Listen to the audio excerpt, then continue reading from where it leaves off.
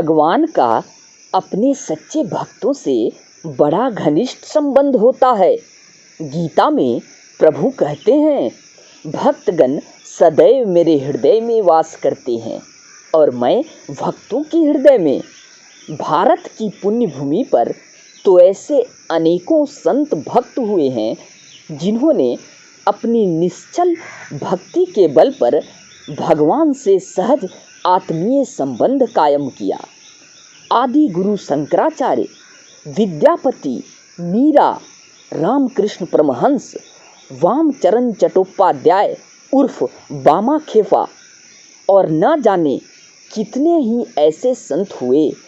शंकराचार्य को भगवान शिव का साक्षात अवतार माना जाता है, जिन्होंने मात्र 7 वर्ष की आयु में संन्यास ग्रहण कर लिया था।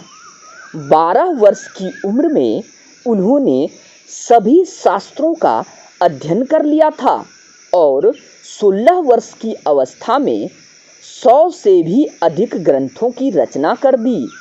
महज 32 साल की आयु में अपना शरीर त्याग देने से पहले उन्होंने सनातन धर्म के प्रचार प्रसार के उद्देश्य से देश के चारों कोनों में 4 मठ स्थापित किए थे।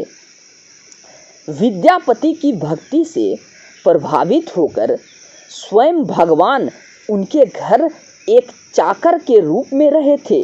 मीरा के लिए तो प्रभु ने उनके विष को स्वयं पी लिया। रामकृष्ण परमहंस को भगवती पुत्रवत स्नेह देती थी, उनके बुलाने पर दौड़ी चली आती थी। बामा खेपा रामकृष्ण परमहंस के समकालीन थे। माँ भगवती के तारा रूप के वह इतने करीब थे कि स्वयं को उनके सम्मुख पूर्ण रूपेण बालक ही समझते थे। अगर कभी माँ तारा उनकी प्रार्थना नहीं सुनती तो वह बच्चों की भांति रोना पीटना आरंभ कर देते थे। कहा जाता है कि माता तारा ने उनका जूठा भी खाया था। वात्सल्य भाव से बामा खेपा को दूध पिलाती माँ तारा की कहानी से कौन परिचित नहीं है। इन उदाहरणों को यहाँ रखने का आशय इतना भर है कि चाहे परिस्थितियाँ कितनी भी प्रतिकूल क्यों न हो, हमें प्रभु को कभी नहीं भूलना चाहिए, क्योंकि निराशा के गहनतम अंधेरों में भी वह हमारे इर्द गिर्द ही होते हैं।